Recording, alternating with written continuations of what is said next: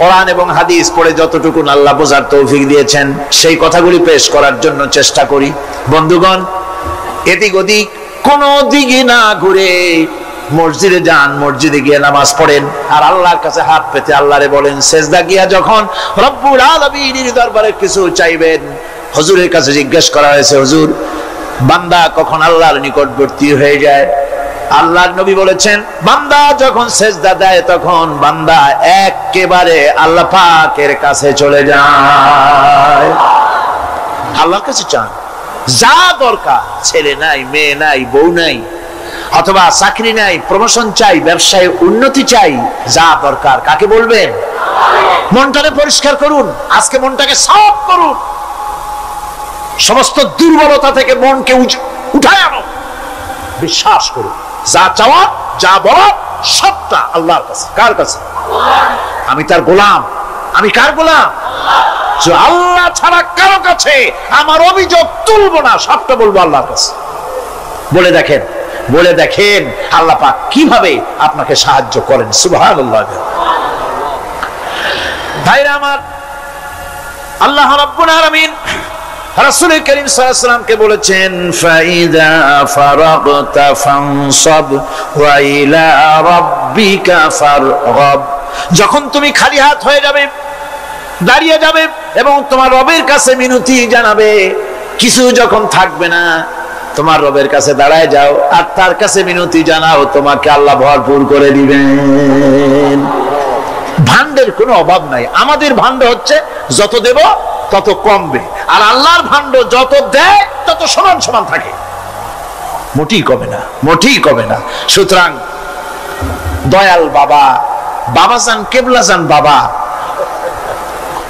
কি যে কবে আর কি করবে দিশা করতে পারে না। গান বাজনা, তারপরে গোসল শরীফ, কি জানি হাবিজাবি শরীফ, কোন শেষ বেদাত দিয়ে ভরে গেছে।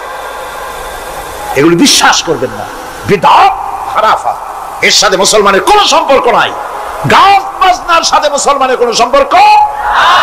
হাতে কতগুলো ঢোল নিয়ে তারপরে মাজারের কাছে গিয়ে ঢোল বাজায়, কবরের কাছে, মাথায় কতগুলো চুল, দাঁতে ময়লা, মোষগুলা ঠোঁট দুইটা ঢাইকিয়া দাড়ির কাছে এসে পড়ছে।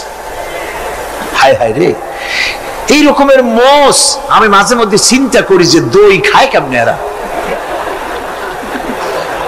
গাঁজা মদ খাইয়া এগুলো মাজার মধ্যে গিয়ে পড়ে থাকে। আর কি জানি আছে ওইটারে ঘষে আর বলে মদিনা যাব কেমনে, মদিনা যাব কেমন। তুই মদিনা যাবি কেমনে? মদ খেয়ে গাঁজা খেয়ে তুই যাবি মদিনা? একটা কথা হইলো? তোর নাপাক কদম আল্লাহ পাকের আরদে মুকাদ্দাসে উঠতে পারে না। বদকার, জিনাকার, শারাবি, কাবাবি, আল্লাহ পাকের নাফরমান। কতগুলা শালু কাপড় গায়ে দিয়া, মাথায় কতগুলা চুল রাখা, তারপরে গ্রামের নামে শরীফ। আশ্চর্য কথা, এই গ্রামের নাম শরীফ, ওই গ্রামের নামের মাথায় গিয়া শরীফ। শরীফ তো মক্কা শরীফ, মদিনা শরীফ, কোরআন শরীফ, হাদিস শরীফ। আর শরীফের দরকার নাই। শরীফের জাত মারছে গ্রামে গ্রামে শরীফ লাগাইয়া।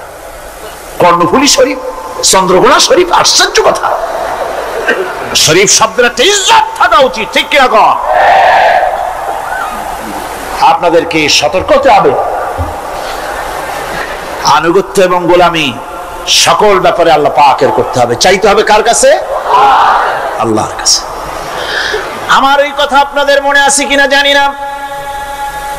সম্রাট শাহজাহানের সময় এক ফকির, এক ভিক্ষুক ভিক্ষা করে বেড়াতো। 70-80 বছর বয়স হয়ে গিয়েছে। এক লোক বলছে, সারা জীবন তো তোমার ছোটবেলা থেকে ভিক্ষা করতে দেখলাম। সে বলল, মানুষের দেয় তো 2 পয়সা 1 পয়সা, ভিক্ষা ছাড়া করবোটা কি? লোকটি বলল, তোমার একটা পরামর্শ দেই, একদিন সম্রাটের কাছে গিয়ে যে দেখো, একবারে যা দেবে খাইয়া কুলাইতে পারবে না। সম্রাট শাহজাহান কোথায় আছে এখন? দেখো গিয়ে মসজিদে আছে। লোকটি মসজিদের বাইরে গিয়ে দেখে সম্রাট একা হাত তুলে বসে আছে, চোখ থেকে পানি পড়তেছে দর দর করে, দাড়ি ভিজে জামায় পড়তেছে। বহুক্ষণ দাঁড়িয়ে আছে। এরপরে সম্রাট তার মুনাজাত শেষ করে বেরিয়ে আসছেন। ফকিরের সঙ্গে দেখা। ফকির বলল আসসালামু আলাইকুম, তিনি বললেন ওয়ালাইকুম আসসালাম ওয়া রাহমাতুল্লাহ। ফকির রওনা করেছে। বাদশা বলছে, তুমি তো একজন ভিক্ষুক মানুষ বলি মনে হয়, আমার কাছে তো কেউ কিছু না চাইয়া যায় না, তুমি যে কিছু না চেয়েই চলে যাচ্ছ। ভিক্ষুক বলছে, জাহাপানা, সত্যি কিছু চাইতে এসেছিলাম আপনার কাছে, কিন্তু আপনার অবস্থা দেখে আমার জ্ঞানের চোখ খুলে গেছে। আমি দেখতে পেলাম আমি যে সম্রাটের কাছে ভিক্ষা চাইতে আসলাম, আমি তো শুধু তাকায় আছি, আমি তো কান্দি না, বরং আমি যার কাছে চাইতে এসেছি তিনি আমার চাইতে আরো নগণ্য ভিক্ষুকের মতো হয়ে কার কাছে যেন হাত পেতে চোখের পানি ফেলে কান্দে। মনে মনে ভাবলাম, সম্রাট কান্দে যে সম্রাটের কাছে, ওই আল্লাহ ছাড়া জীবনে কারো কাছে কিছু চাইব না। আল্লাহর কাছে চাওয়ার অভ্যাস করুন, তিনি দিতে পারেন, সবকিছু তার আছে। এই বিশ্বাস মনের ভিতরে জমাতে হবে, তাহলেই সত্যিকারের মুসলমান আমরা হব। আল্লাহ পাক সত্যিকারের গোলাম আমাদেরকে বানাবেন, আমরা বলি আমিন। مثل الذين ينفقون أموالهم في سبيل الله كمثل حبة। আল্লাহর রাস্তায় খরচ করা এর দৃষ্টান্ত হলো একটা দানার মতো, যেই দানাটা থেকে 7টা ডাল বেরিয়ে গেল। ফি কুল্লি সুমবালাতিন মিআতু হাব্বা, একটা দানা থেকে 7টা ডাল বেরোলো, এক একটা ডালে 100 করে দানা হলো, সব মিলাইয়া 700 দানা হয়ে গেল। ওয়াল্লাহু ইউদাইফু লিমান ইয়াশা ওয়াল্লাহু ওয়াসিউন আলিম। আল্লাহ পাক বলেন, এই পৃথিবীতে একটা দানায় 700 দানা যে আল্লাহ রাব্বুল আলামিন তোমার হাতে ধরায় দিলেন, সে আল্লাহ পাকের ব্যাংকে যদি টাকা জমা রাখো, আল্লাহর রাস্তায় যদি খরচ করো, 700 গুণ বাড়াইয়া আল্লাহ তোমার হাতে ধরাইয়া দিবেন। আল্লাহু ইউদাইফু লিমান ইয়াশা, আর আল্লাহ ইচ্ছে করলে এর থেকেও বেশি তোমাকে দান করবেন। সুবহানাল্লাহ, কোন জোরে। আর এই দান করতে হবে মরার আগে। কোন সময় দেবেন কোন? আমার দেশে বহু মুসলমান আছে যারা বলে, হুজুর আসি আপনাদের পিছনে, যা বলেন আসি, জীবন দিয়া দেব। এরা খুব চালাক, জীবন দিতে চায়, মাল দিতে চায় না। আল্লাহ তো আগে জীবন চায় নাই, আল্লাহ আগে কি চেয়েছেন? কোন আল্লাহ আগে কি চেয়েছেন? আল্লাহ চেয়েছেন মাল। وَتُجَاهِدُونَ فِي سَبِيلِ اللَّهِ بِأَمْوَالِكُمْ وَأَنفُسِكُمْ। আল্লাহ পাক বলেন, জিহাদ করো আমার রাস্তায় মাল দিয়ে আর জান দিয়ে। মাল দাও আগে, মাল না দিয়া যদি আগে মরে যাও, মালটা তো থেকেই গেল। সুতরাং মাল আগে আমার রাস্তায় দাও। দেবা কখন? মরার আগে দাও। وَأَنفِقُوا مِمَّا رَزَقْنَاكُم مِّن قَبْلِ أَن يَأْتِيَ أَحَدَكُمُ الْمَوْتُ। আমার রাস্তায় খরচ করো মৃত্যু আসার আগে। فَيَقُولَ رَبِّ لَوْلَا أَخَّرْتَنِي إِلَى أَجَلٍ قَرِيبٍ। যদি মরার আগে না দাও, মৃত্যুর সময়, মৃত্যু যখন এসে গেল, সেই সময় যদি বলো, অনুশোচনা যদি করো, আরে যদি আমি সময় পাইতাম, একটু খানিক যদি সময় দিতে, আল্লাহ একটু সময় আমারে যদি দাও, ফাসাদদাকা ওয়া আকুম মিনাস সালিহিন, দান সদকা করব, সব আল্লাহর রাস্তায় দিয়ে দেব, আর আমি সালেহ বান্দাদের মধ্যে শামিল হয়ে যাব। আল্লাহ একটু সময় আমারে দাও। আল্লাহ পাক বলছেন, ওয়ালা ইউআখিরাল্লাহু নাফসান ইযা জাআ আজালুহা আল্লাহু খাবীরুম বিমা তা'মালুন। মৃত্যুর নির্ধারিত সময় আসলে 1 সেকেন্ড আগে পাশে করা হবে না। সুতরাং মৃত্যুর আগে খরচ করো। আপনি মনে করবেন যে আপনি মরে গেলে পরে আপনার ছেলে মেয়ে আপনার জন্য করবে, খরচ করবে। হ্যাঁ করবে, ঠিক। মরার পরে কুলখানির পরে 40, তারপরে শেষ, এরপর আর করবে। আপনার ছেলে মেয়ে আপনার জন্য করবে, তার প্রমাণ তো আপনি নিজে। আপনি আপনার ছেলের মেয়ের জন্য কি করে, আপনার মা বাবার জন্য কি করছেন? আপনার মা বাবার জন্য যদি আপনি কিছু না করে থাকেন, আপনার ছেলে মেয়ে আপনার জন্য করবে না। সুতরাং নিজের কাজ নিজে করেন। আপনার পিঠ যদি চুলকায় আর নাতিরে যদি বলেন নাতি পিঠটা চুলকায় দাও, সে যে জায়গা চুলকাবে আপনি করবেন উত্তর দিকে, সে উত্তর দিকে আর দক্ষিণ দিকে, উপরে নিচে পিঠে পাশার কাছে, যে জায়গায় আঙ্গুল দেবে আপনি করবেন ওখানে না, আবার আরেকটু উপরে দাও আরেকটু পাশে দাও, জায়গা মতো পড়বেই না। আর কষ্ট করে নিজের হাতটা যদি পৌঁছাইতে পারেন জায়গা মতো পড়ে, একবার চুলকানি মারলেই চুলকানি শেষ, ঠিক কিনা? সুতরাং আপনি অন্যের উপরে ভরসা না করে নিজের খরচ নিজেই করে যান, নিজের কাজ নিজে করে যান, আল্লাহর রাস্তায় খরচ করে যান, বেশি পরিমাণে খরচ করেন। যত খরচ করবেন আল্লাহ রাব্বুল আলামিন রাজি হয়ে যাবে। কোন সুবহানাল্লাহ। মা বলছে বাবা আমার কাছে কি চাও? ছেলে বলছে মা আমি চলে যেতে চাই মদিনায়, আল্লাহর নবী মুহাম্মদুর রাসূলুল্লাহ সাল্লাল্লাহু আলাইহি ওয়াসাল্লামের দরবারে চলে যেতে চাই, আমি একটু বস্ত্র চাই। মা একটা পুরানা কম্বল তার হাতে দিয়ে দিলেন। আব্দুল উজ্জা কম্বলটাকে ছিঁড়ে এক টুকরা কোন রকম হাঁটুর উপরে জড়ায় নিলেন, আর এক টুকরা গায়ে দিয়ে নিলেন। আব্দুল উজ্জা আবার বহু কষ্ট করে মরুভূমি পাড়ি দিয়ে মদিনা মুনাওয়ারায় চলে গিয়ে বাবি জিবরিল থেকে ঢুকে আসহাবে সুফফার চবুতরার সামনে বসে আছেন, ছেঁড়া কম্বল পরা। এবার বিশ্ব নবী দুনিয়া আখিরাতের বাদশা জনাব মুহাম্মদ রাসূলুল্লাহ সাল্লাল্লাহু আলাইহি ওয়াসাল্লাম যখন মসজিদের নিজের ঘরের থেকে দরজা খুলে বেরিয়েছেন, দেখেন এক যুবক বসা, একটা আধাটা কম্বল পরা, হাঁটুর উপরে কোন রকম করে রানটা লজ্জাস্থানটা ঢাকার, গায়ে একটা ছেঁড়া কম্বল। তার এই অবস্থা দেখে হুজুর জিজ্ঞেস করেন তুমি কে? যুবক বলছে আমি আব্দুল উজ্জা। ইসলাম কবুল করার জন্য আমার সব ছিল, আমি কম ধনী ছিলাম না, আমার চাচা সব নিয়ে গেছে, সিনায় রেখেছে, আমার লুঙ্গিটাও দেয় নাই। ঘটনা সব তিনি খুলে খুলে বললেন। হুজুর বললেন তোমার নাম আব্দুল উজ্জা নয়, তোমার নাম আব্দুল্লাহ। আব্দুল্লাহ জুলবাজাদাইন তার নাম।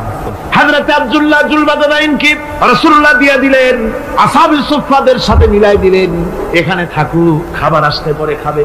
তাদের সব সময় খাবার থাকতো না। আসহাবে সুফফায় তারা থাকতেন যাদের ঘর নাই, বাড়ি নাই, থাকার জায়গা নাই। ক্ষুধার জ্বালায় যখন তারা অতিষ্ঠ হয়ে যেতেন, নবীজি ঘরের থেকে তাহাজ্জুদের জন্য যখন বেরোতেন, ক্ষুধার্ত সাহাবীরা রাসূলের চেহারা দেখার সঙ্গে সঙ্গে ক্ষুধা নিবৃত্ত হয়ে যেত। হযরত রাসূল পাক সাল্লাল্লাহু আলাইহি ওয়াসাল্লাম আব্দুল্লাহকে ওনাদের মধ্যে ভিড়াই দিলেন। আব্দুল্লাহ এবার কোরআন শরীফ পড়ে। কোরআন শরীফ পড়তে গিয়া চিল্লায় চিল্লায় তিনি পড়েন, আস্তে আস্তে পড়েন না। সাহাবীরা বিরক্ত হয়ে রাসূলের কাছে নালিশ করলেন যে বড় চিল্লায় কোরআন পড়ে, আমাদের নামাজেও ডিস্টার্ব হয়। হুজুর বলেন সাহাবীরা কেউ আব্দুল্লাহর ব্যাপারে কোনো কথা বলবে না, তারে চিল্লাইতে দাও, যেহেতু ঈমানের জন্য তারে বড় মূল্য দিতে হয়েছে।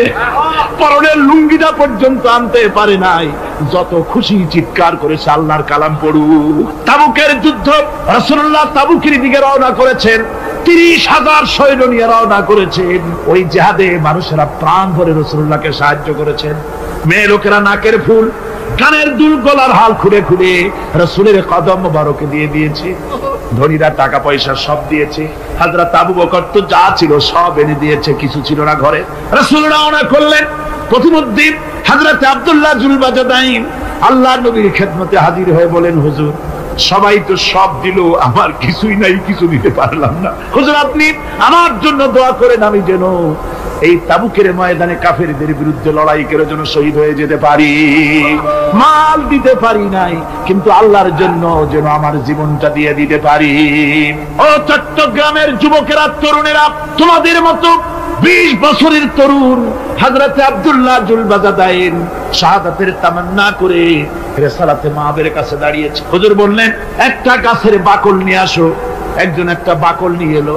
রাসূলুল্লাহ এই বাকলটা আব্দুল্লাহ জুলবাজাদাইনের হাতে লাগাই দিলেন। রাসূলুল্লাহ বললেন আয় আল্লাহ, আমি আব্দুল্লাহর রক্ত কাফেরদের জন্য হারাম করে দিলাম।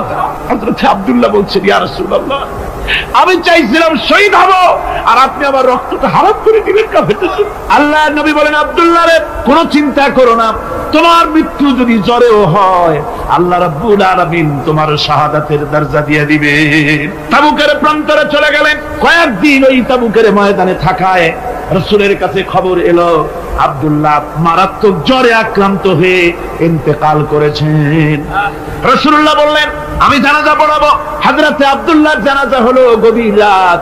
কবরের ভিতরে একজন দাঁড়ায়া লাশ ধরার জন্য একজন কবরের ভিতরে দাঁড়িয়েছে। দুইজন লোকে লাশ নিয়ে আসতেছে। হযরতে বেলাল আলো উঁচু করে দাঁড়ায় ধরে আছে। অন্ধকার রাত, কবরের ভিতরে একজন দাঁড়ানো। লাশ নিয়ে এসেছে দুজনে। কবরের ভিতরে যিনি দাঁড়ানো তিনি বলছেন, এই লাশকে তোমাদের ভাইকে আদবের সাথে কবরে রাখো। কবরের মধ্যে যিনি দাঁড়ানো তিনি আর কেউ নয়, বিশ্বনবী মুহাম্মদুর রাসূলুল্লাহ সাল্লাল্লাহু আলাইহি ওয়াসাল্লাম। হযরত রাসূলুল্লাহ বলতেছেন, আবু বকর ওমর, তোমাদের ভাইকে আদবের সাথে কবরে রাখো, খবরদার বেয়াদবি করো না। কবরের মধ্যে আল্লাহ নবী আব্দুল্লাহ জুলবাজাদাইনকে নিজ হাতে শোয়াই দিয়া কবরের উপরে পাথর বিছিয়ে দিয়ে নবীজি বললেন, রব্বুল আলামিন, আজকের এই সন্ধ্যা পর্যন্ত আমি আব্দুল্লাহর প্রতি রাজি ছিলাম, তুমিও আব্দুল্লাহর প্রতি সন্তুষ্ট হয়ে যাও। হযরত ইবনে মাসউদ রাদিয়াল্লাহু তাআলা আনহু বলেন, আমি চিৎকার মেরে কেঁদে কেঁদে বললাম, আল্লাহ, আজকে যদি এই কবরে আব্দুল্লাহ না হয়ে আমি হতাম, আমার কিসমতটা ভালো হয়ে যেত। যুবকেরা, ও তরুণ মুসলমানেরা, তোমরাই রক্ত দিয়ে ইসলাম কায়েম করেছো। কে কায়েম করেছে ইসলাম? মুসলিম তরুণেরা, মুসলিম যুবকেরা। তোমাদের অবদান সব চাইতে বেশি। আজ মুসলমান যুবকদের চরিত্র নাই, মদ, জুয়া, জিনা, ব্যভিচার করে করে সর্বনাশ করে দেওয়া হলো। সরকারি ভাবে, বেসরকারি ভাবে, বিভিন্ন ভাবে যুবকদেরকে মিসগাইড করার জন্য মদ দেওয়া হয়, টাকা দেওয়া হয়, অস্ত্র দেওয়া হয়, সব দিয়ে যুবকদের চরিত্র নষ্ট করা হচ্ছে। অথচ যুবক হচ্ছে একটা জাতির মেরুদণ্ড। জাতির কি মেরুদণ্ড? এই মেরুদণ্ডকে ঘুরে ধরেছে, এই মেরুদণ্ড নষ্ট করার ব্যবস্থা করা হয়েছে। আমার মুসলমান ভাইয়েরা, হাদিস থেকে শোনো, বদরের প্রান্তরে যুদ্ধ হবে। রাসূলুল্লাহ সাহাবায়ে কিরামদেরকে রেডি করেছেন, কিন্তু এই যুদ্ধটা বড় মারাত্মক। এই জিহাদ বড় মারাত্মক। জিহাদ হবে, চাচার বিরুদ্ধে ভাতিজা জিহাদ করবে, বাপের বিরুদ্ধে সন্তান অস্ত্র ধারণ করবে, ভাইয়ের বিরুদ্ধে ভাই অস্ত্র ধারণ করবে। কোন জায়গা? বদর। কোন জায়গায়? বদর। মক্কা থেকে যারা আসতেছে সব চাচা, ভাই, মামু, খালু, এরা আপন আপন লোকেরা আপন লোকের বিরুদ্ধে অস্ত্র ধারণ করবে। এটা কি সহজ? কোন এটা কি সহজ? রাসূলুল্লাহ যুদ্ধের কথা মানুষকে বুঝাচ্ছেন, একটু ইতস্তত করে। হযরত রাসূল পাক সাল্লাল্লাহু আলাইহি ওয়াসাল্লাম যুদ্ধের কথা সাহাবায়ে কিরামদের সামনে পেশ করতেছেন আর একটু ইতস্তত করতেছেন। এই কঠিন যুদ্ধে সাহাবীরা কিভাবে মেনে নেবে? রাসূলের মনের অবস্থা বুঝতে পেরে হযরত মিকদাদ রাদিয়াল্লাহু তাআলা আনহু, বর্ষিয়ান সাহাবী, তিনি দাঁড়ায় গেলেন। তিনি দাঁড়ায় বলছেন, ইমদি বিনা ইয়া রাসূলুল্লাহ হাইসু মা তাশা। হে রাসূল, আপনি আমাদেরকে নিয়ে চলুন, আল্লাহ যেদিকে আপনাকে যেতে বলে, হাইসু মা তাশা, আয় হাইসু মা আমারাকাল্লাহ, যেদিকে আল্লাহ আপনাকে যেতে বলেন আমাদেরকে নিয়ে আপনি সেদিকে চলেন। ইন্না লা নাকুলু লাকা কামা ক্বালা বানু ইসরাঈল লি মূসা আলাইহিস সালাম, ইযহাব আনতা ওয়া রাব্বুকা ফাকাতিলা ইন্না হাহুনা কাঈদুন। আমরা মূসা আলাইহিস সালামের উম্মতের মতো বলবো না যে, হে মূসা, তুমি আর জিবরাইল আর তোমার আল্লাহ যুদ্ধ করো, আমরা ঘরে বসে আরাম করি। এই কথা আমরা বলবো না হুজুর। বল ইযহাব আনতা ওয়া রাব্বুকা ফাকাতিলা ইন্না মাআকুমা মুকাতিলুন। হে রাসূল, বরং আমরা বলবো আপনি যুদ্ধ করুন, আপনি আমাদের নিয়ে চলুন, আমরা লড়বো আপনার সাথে কাফেরদের বিরুদ্ধে। ততক্ষণ পর্যন্ত লড়বো মা দামাত আইনুন মিন্না তাতাররাফ।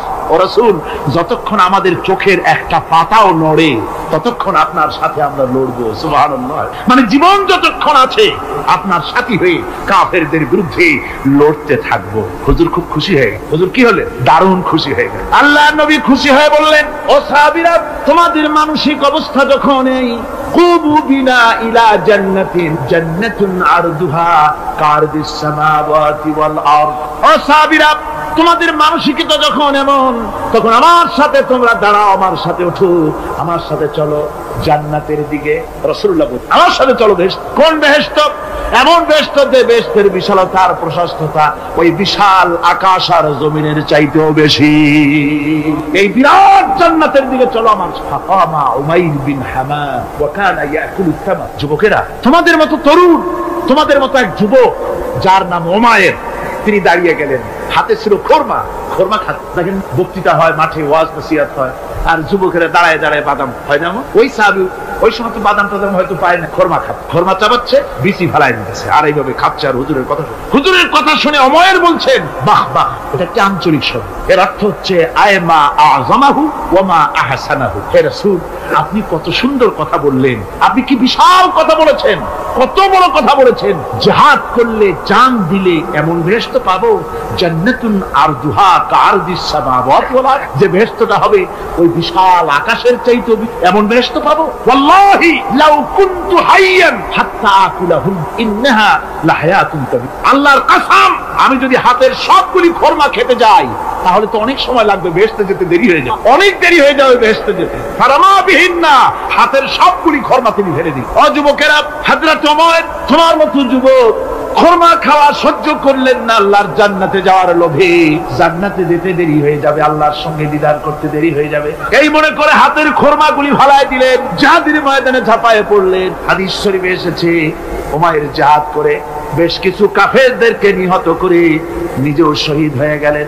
রাসূলুল্লাহ বদরের শাহাদাতের জানাজা করার সময় একজন সাহাবী বলে দিলেন, হুজুর এই সেই উমাইর, আপনি যখন বেহেশতের কথা বলছিলেন, খরমাগুলি খাওয়ার তর সহ্য হয় নাই বেহেশতে যাওয়ার জন্য, এই সেই উমাইর।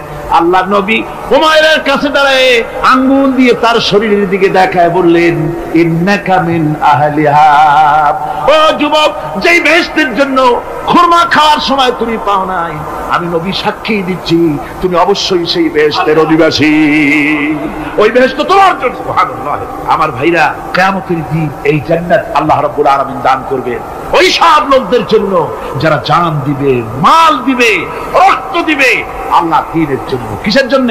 আল্লাহ দ্বীন কায়েমের জন্য। যারা জান মাল ওয়াকফ করে দেবে, জীবনকে উৎসর্গ করে দেবে, তাদের জন্য আল্লাহ পাক এই বিরাট নিয়ামত রেখেছেন।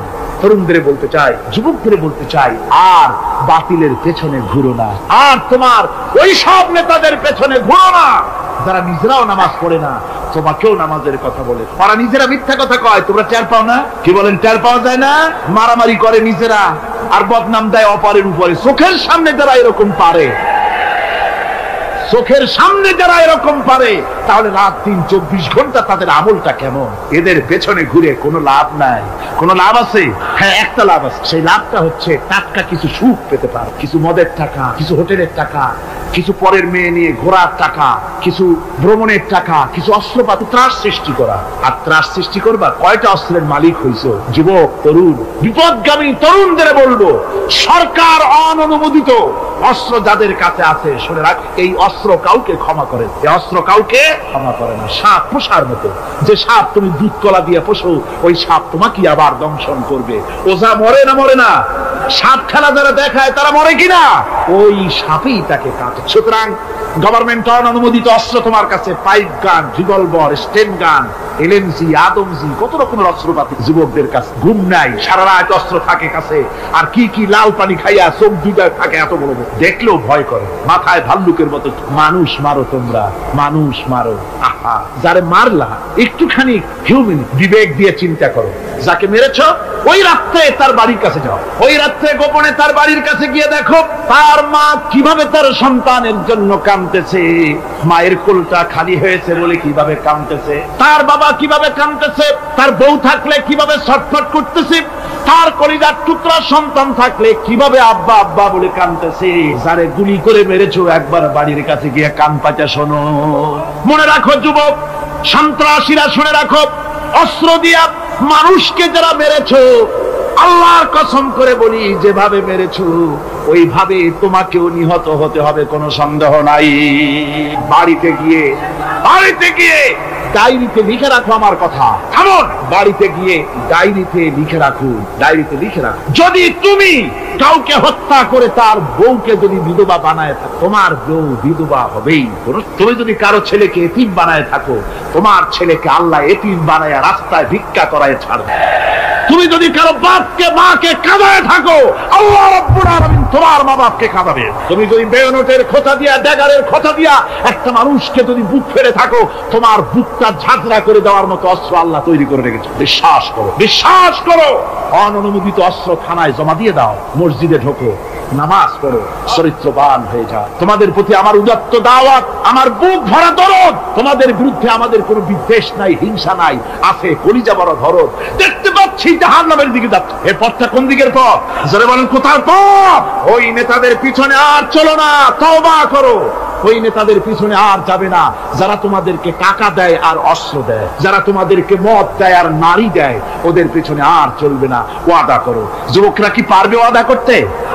ওই সব নেতাদের পিছনে জীবনে আর যাবে না, ওয়াদা করতে পারো? হাত উঁচু করে দেখাও যুবকেরা।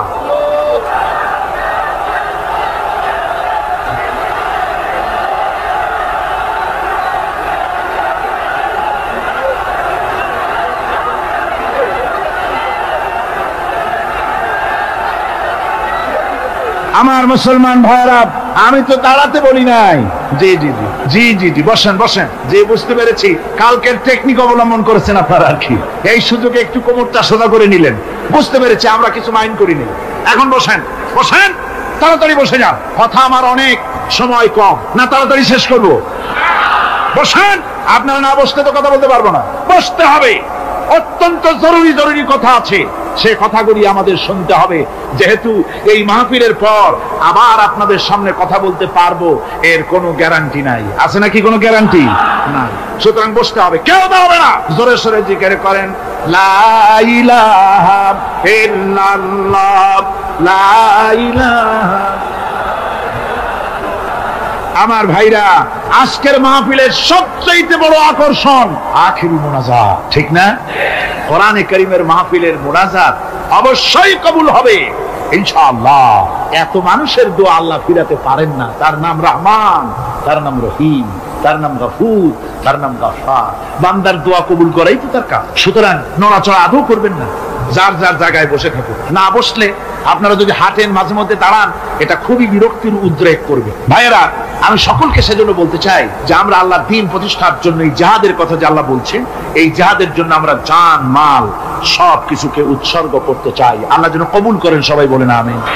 আনন্দ, আরাম আর বিলাসিতায় আমরা আমাদের জীবনকে ভাসায় দিয়ে, যার কারণে আমাদের জিল্লত। এ মুসলমানদের উরুজ, এ মুসলমানদের তারাক্কি কিভাবে আসছে শুনুন। বিশ্ব কবির ভাষা, বিশ্ব কবি আল্লামা ইকবাল रहमतुल्लाह अलैहि বলেছেন, आ तुझे बताओ तकदीर उमम क्या है, आ तुझे बताओ तकदीर उमम क्या है, शमशेर उसना अव्वल ताऊस और बाबाखीर।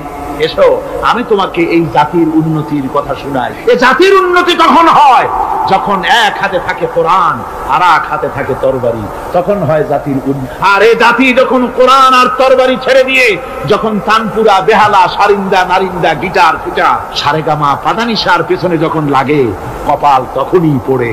কপাল পড়ে কখন? তখনই পড়ে। আজ আমাদের টেলিভিশন, আমাদের রেডিও, আমাদের সংস্কৃতি সব সারেগামার সংস্কৃতি। কিসের সংস্কৃতি? আগে তো মুসলমানের ঘরে প্রত্যেক দিন সকাল বেলায় আওয়াজ আসতো মুসলমানদের ঘরে। সকাল বেলায় মুসলমানদের ঘরে ঘরে জানালার ফাঁক দিয়ে আওয়াজ আসতো, বিসমিল্লাহির রহমানির রহিম।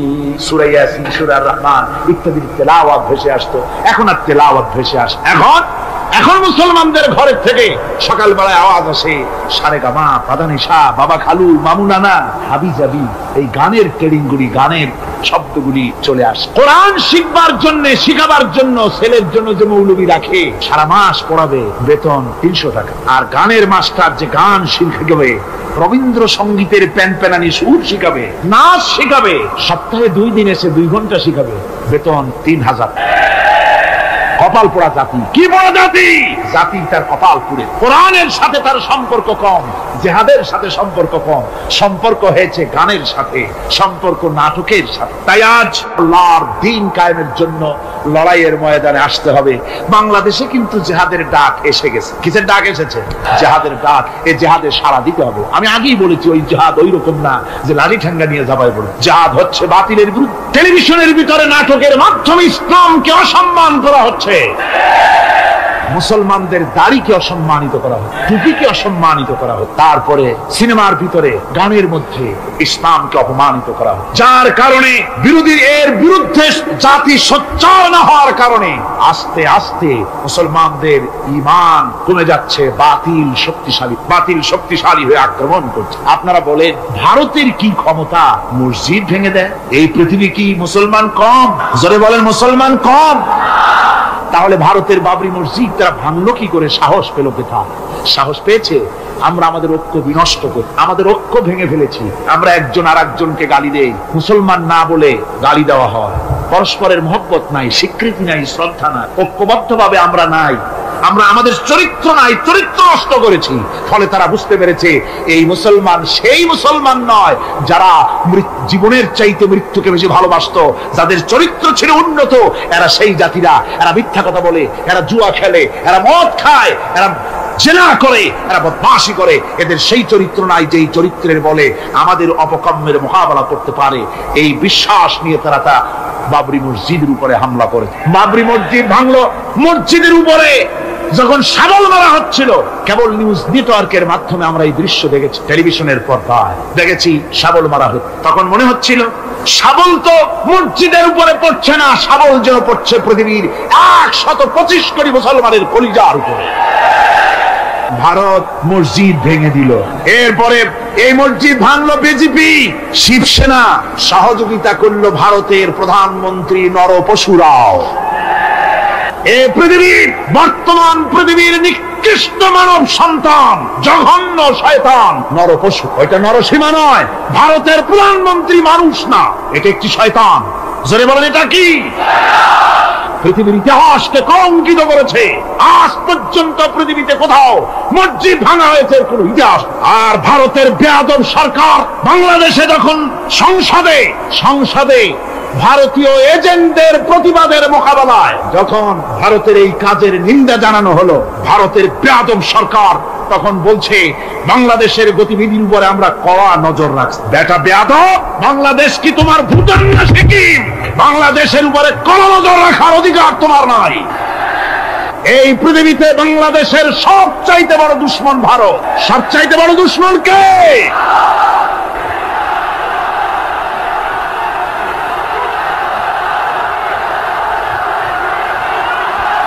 আমার মুসলমান ভাইয়েরা,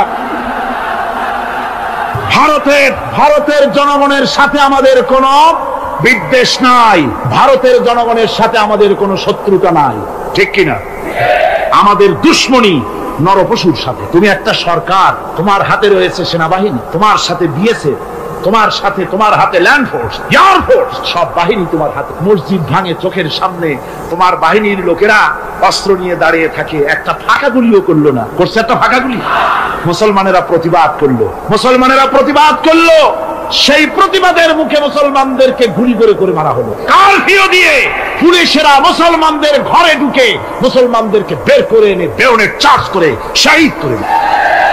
দিল্লি, মিরাট, দিল্লিতে, মিরাটে, কলকাতায়, বোম্বে, মাদ্রাস, গোটা ভারতে সাম্প্রদায়িক দাঙ্গা দিয়ে ডুবিয়ে ফেলে মুসলমানেরা আজকে তার সেখানে এতিম অবস্থায় পড়ে আছে। একটা সরকার এই দৃশ্য দেখতে পারে? মানুষের কোন মর্যাদা তোমার কাছে নাই। আরো বাংলাদেশের উপরে কড়া নজর রাখবা।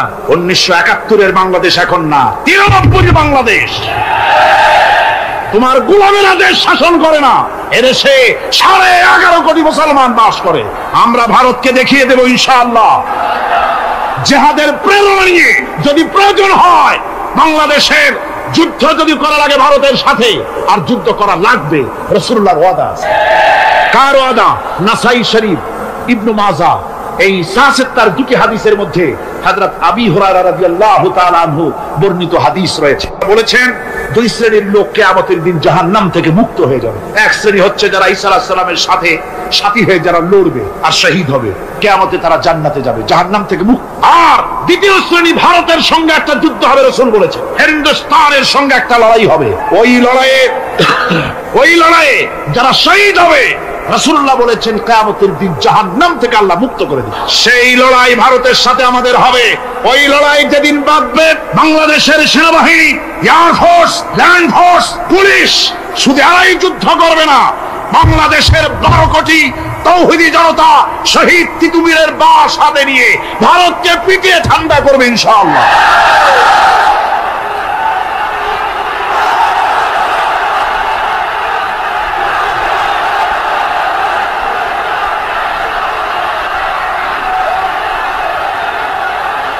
আমার দেশে ভারতের মসজিদ ভাঙার প্রতিবাদে আমাদের দেশে একটা হিন্দুও মরে নাই, কথা ঠিক কিনা কর? কিন্তু ভারতে বেয়ে গেছে তারা বাবরি মসজিদ। আমার দেশের 15 জন মুসলমান পুলিশের গুলিতে নিহত। আমার দেশে হিন্দু মরে নাই, তোমরা আমার দেশে সেখানে আমার মুসলমান মেরে। হযরত আব্দুল্লাহ বিন ওমর রাদিয়াল্লাহু তাআলা আনহু বলছেন যে আমি রাসূলের সঙ্গে কাবা শরীফ তাওয়াফ করতেছিলাম। আমি বলতে শুনলাম রাসূল বলছেন, হে কাবা, তোমার কত মর্যাদা, তোমার কত সম্মান, তুমি কত মহান, তোমার কত ইজ্জত। তবে কাবা শুনে রেখো, আল্লাহ রাব্বুল আলামিনের একটা মুমিন বান্দার যে মর্যাদা, তোমার মর্যাদা যত হোক একটা মুমিনের চাইতে নিশ্চয়ই বেশি নয়। তোমরা মসজিদ ভেঙেছো আর আল্লাহর মুমিন বান্দাদেরকে ভেঙেছো। ভারত সরকার শুনে রাখো, মসজিদ ভাঙো নাই, তকদির ভেঙেছো। মসজিদ যেভাবে মসজিদের ইটগুলি টুকরা টুকরা হয়েছে, গোটা ভারত আজ হোক কাল হোক মসজিদের ইটের মতোই টুকরা টুকরা হয়ে যাবেই যাবে ইনশাআল্লাহ। তবে আমার দেশের মুসলমানদেরকে মনে রাখতে হবে, আমরা প্রতিশোধের নীতিতে বিশ্বাস করি না।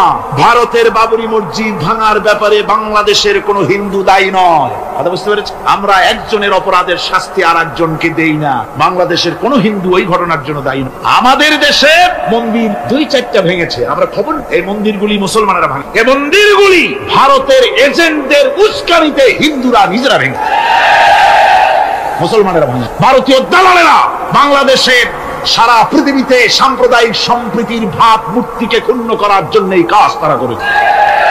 নরসিংদীতে, আরে মিয়া থামো না, নরসিংদীতে সেখানে দেখা গেছে গভীর রাত্রে কাপড়ের দোকানদার হিন্দু ঘরের সমস্ত কাপড় চোপড় সরাইয়া নিজের দোকানে আগুন দিতে গিয়েছে, পুলিশ তখন তারা ধরে। ভারতের 5 গোলামেরা হিন্দুদের দিয়ে কাজগুলি করাইছে, কোন মুসলমান মন্দির ভাঙে নাই। বাংলাদেশ গোটা বিশ্বের বুকে সাম্প্রদায়িক সম্প্রীতির সহস্র বছরের উজ্জ্বল দৃষ্টান্ত, আলহামদুলিল্লাহ। তার কারণ হচ্ছে আল্লাহর নবী বলেছেন সংখ্যালঘু মুসলিম এলাকায়, সংখ্যাগরিষ্ঠ মুসলিম এলাকায় সংখ্যালঘু অমুসলিম যারা, তারা হতেছে পবিত্র আমানত। ওই আমানতের কেউ যদি খেয়ানত করে, অর্থাৎ অমুসলিমদের উপরে যদি কেউ অত্যাচার করে, তাহলে আমি নবী মুহাম্মদুর রাসূলুল্লাহ সাল্লাল্লাহু আলাইহি ওয়াসাল্লাম কিয়ামতের দিন আল্লাহর দরবারে মুসলমানদের বিরুদ্ধে মামলা দায়ের করব। এই জন্য আমরা সবচাইতে পরধর্ম সহিষ্ণু জাত। আমার ভাইয়েরা ভালো করে মনে রাখুন, ভারতের বাবরি মসজিদ সহ এখন তারা আর অন্যান্য মসজিদও ভাঙবার প্ল্যান নিয়েছে, ভাঙতে। তাজমহলকেও তারা ভাঙ, অন্যান্য মসজিদও ভাঙবার পরিকল্পনা নিয়ে। ওরা যদি মসজিদ একটা একটা ভাঙতে ভাঙতে, আল্লাহ না করুন, সবগুলিও যদি ভাঙে, বাংলাদেশের একটা মন্দিরকে আমরা ভাঙতে দেব না। এর নাম ইসলাম। এর নাম কি? ভারতের সাম্প্রদায়িক দাঙ্গা বাঁধিয়ে মুসলমান একটা একটা করে করে সব মুসলমানও যদি তারা মেরে ফেলে দেয়, আল্লাহর কসম বাংলাদেশের একটা অমুসলিমের গায়ে আমরা হাত দিতে দেব না। এর নাম ইসলাম। এর নাম কি? আপনারা যদি কখনো শোনেন যে কোন এলাকার কোন লোক মন্দির ভাঙতে যাচ্ছে অথবা হিন্দুর বাড়ি আক্রমণ করতে যাচ্ছে, সাথে সাথে তাকে ধরে থানায় সোপর্দ করবেন। রাজি আছেন? কারা রাজি? হাত উঁচু করে দেখা। আলহামদুলিল্লাহ, হাত নামা। এই সাম্প্রদায়িক সম্প্রীতি বাংলাদেশে অতীতে ছিল, এখনো থাকবে ইনশাআল্লাহ, ভবিষ্যতেও থাকবে ইনশাআল্লাহ। বলেন ইনশাআল্লাহ। আমাদের শত্রু, আমি বারবার বলছি, হিন্দুরা শত্রু নয়, শত্রু হচ্ছে ভারতীয় এজেন্ট যারা, ভারতের দালাল যারা, ওরা আমাদের, ঠিক কিনা? তারা বাংলাদেশের স্বপ্ন এখানে বসে দেখে, পত্রপত্রিকার মাধ্যমে, টিভির মাধ্যমে হাজারো প্রচেষ্টা তারা চালিয়ে যাচ্ছে ইসলামের বিরুদ্ধে। সুতরাং ইসলামকে জমিনে টিকিয়ে রাখার জন্য চাই সংগ্রাম।